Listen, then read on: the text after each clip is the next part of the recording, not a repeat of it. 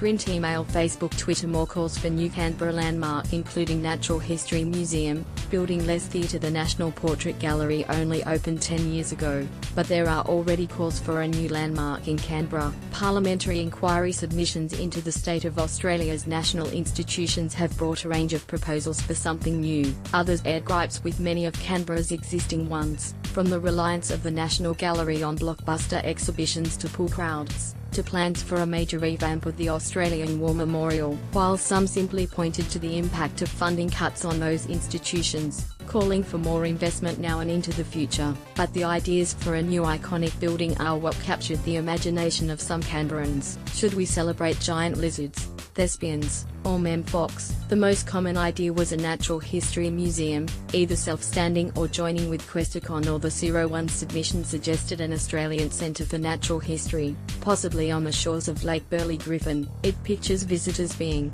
stalked by dinosaurs or a 7-metre carnivorous lizard of the kind that faced Australia's first human inhabitants. Our natural history is unique, and yet there is no national institution that tells this story of our past, our present environment and, most importantly, what we must learn for the future. It reads, "The National Centre for Children's Literature, Incorporated, wants to make its vision a reality. As a learning-based institution celebrating Australia's offerings in the area, it points to the success of works like the Treehouse series, Possum Magic, Nims Island and Diary of a Wombat as evidence the sector is worth celebrating. It sees itself as the collector and promoter of Australian creators who bring story and art into our hearts and minds."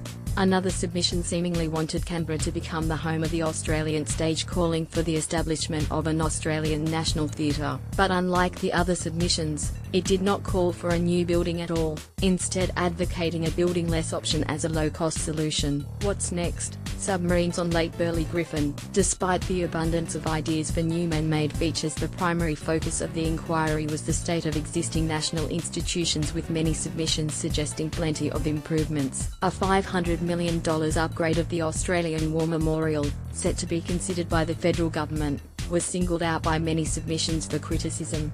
Chinooks, Black Hawks and FA-18s are a small part of Australia's war history, compared with, say, the impacts of war on Australian families over more than a century, including families affected today by PTSD, one submission noted.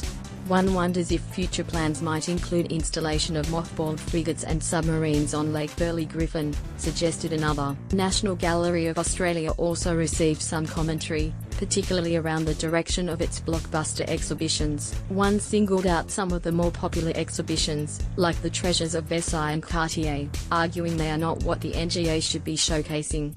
The NGA, under resource pressure, is in grave danger of compromising the integrity of its artistic mission in the pursuit of corporate sponsorship and visitors through its doors. An essential criterion for the appropriateness of an NGA exhibition must be artistic merit, the submission stated. Submissions to the inquiry closed last week and public hearings will be held later this year. Print, email, Facebook, Twitter. More